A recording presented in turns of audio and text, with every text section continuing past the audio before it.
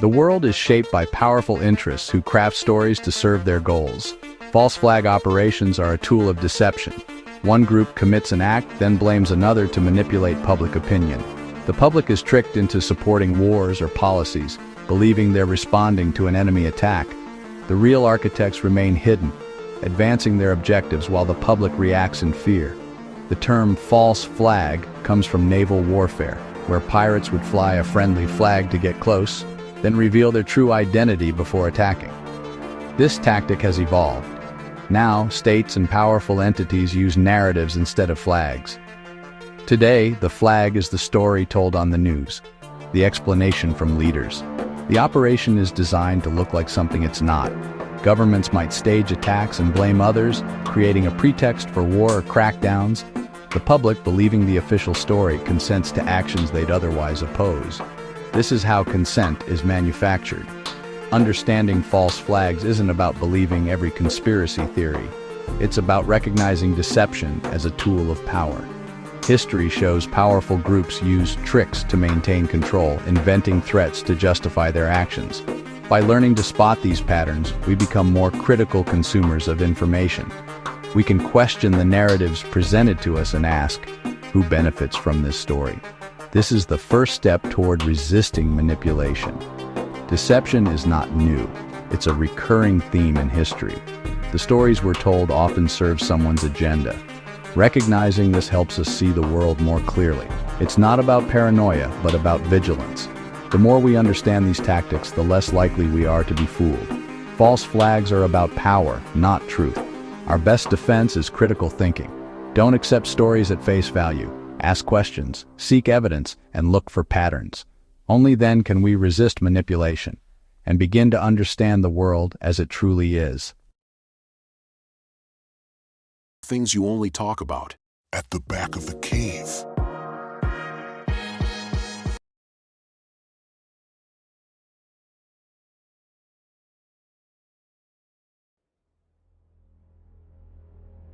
The Reichstag Fire is a classic example of state deception. In February 1933, the German parliament building was set ablaze, just after Hitler became chancellor. The Nazis blamed the communists, claiming it was the start of a violent uprising. Fear swept the nation, exactly what the Nazis needed. The next day, Hitler convinced President Hindenburg to sign the Reichstag Fire decree.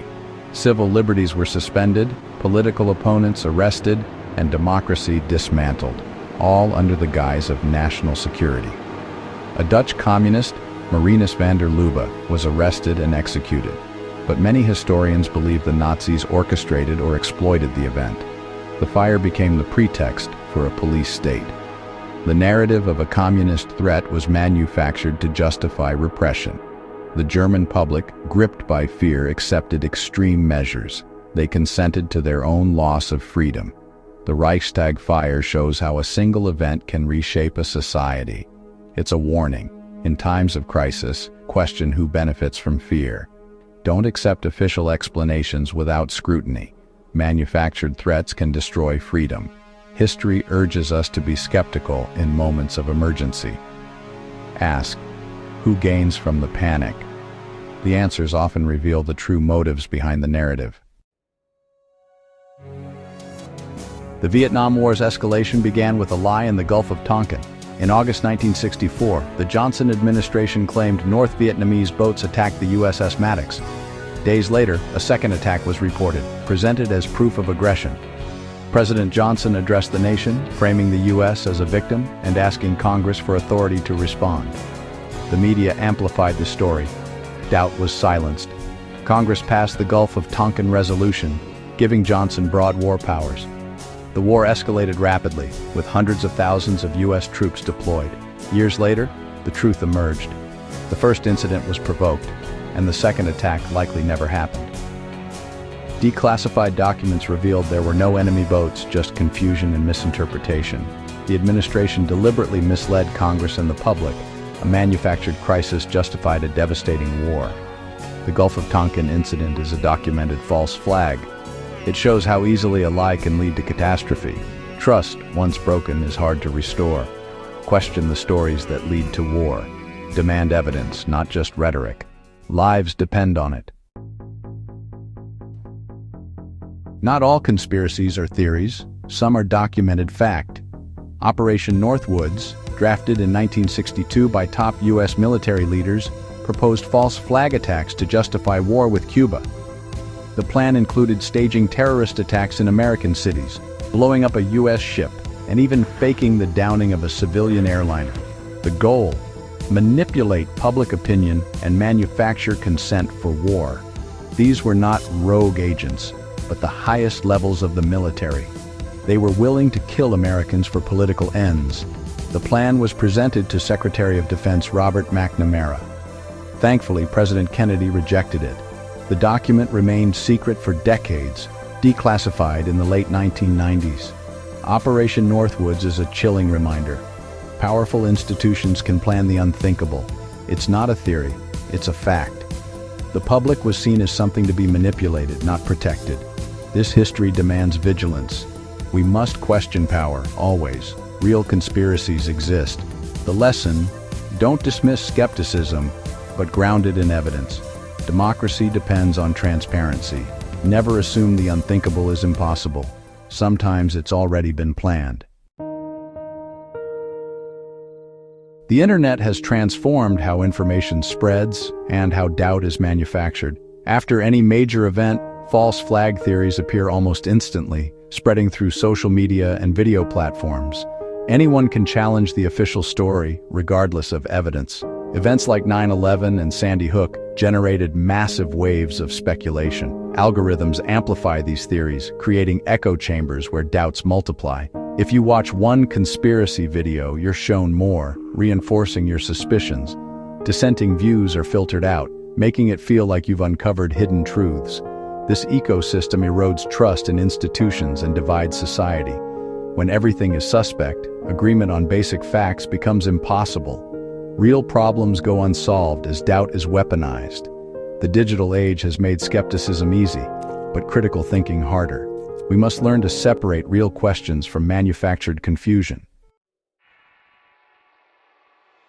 Why do people believe false flag theories? It's rooted in human psychology. Our brains are wired to find patterns, even where none exist. This survival skill can lead us to connect unrelated dots, seeing plots in coincidences. Apophenia, finding meaning in randomness, is a key ingredient in conspiracy thinking. Distrust of authority also fuels belief. History is full of real government lies. When people learn about actual conspiracies, suspicion becomes the default. Believing in a conspiracy can feel rational in a world of deception. These theories offer a sense of control and special knowledge. They turn chaos into order, making believers feel empowered.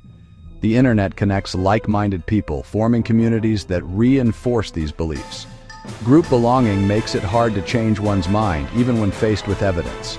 Challenging the theory risks exclusion from the group. This social dynamic is powerful. The appeal of being awake while others are asleep is strong. Conspiracy communities provide identity and purpose. Theories thrive when people feel powerless or excluded. Understanding these motives helps us address the roots of belief. It's not just about facts, it's about psychology and belonging. To counter false beliefs, we must address both. Critical thinking is essential, but so is empathy. Only then can we bridge the divide. Distinguishing real conspiracies from speculation is crucial. Documented conspiracies, like Operation Northwoods, are backed by strong evidence, official documents, whistleblowers, multiple sources. The claims are verifiable and concrete. Speculative theories rely on anomalies, unanswered questions, and weak evidence. Theorists often start with a conclusion, then cherry-pick supporting details, ignoring contradictions. This makes their theories impossible to disprove. To evaluate a claim, consider the source and the quality of evidence. Is it primary material or just opinion? Credible claims are supported by multiple reliable sources. Occam's razor helps. The simplest explanation is usually correct. Critical thinking tools help us navigate the information landscape. Separate credible claims from baseless speculation. That's how we protect ourselves from deception. False flag theories can cause real harm. After the Sandy Hook shooting, conspiracy theories claimed the tragedy was staged. Victims' families were accused of being actors, their grief called fake. These lies spread rapidly online, amplified by figures like Alex Jones.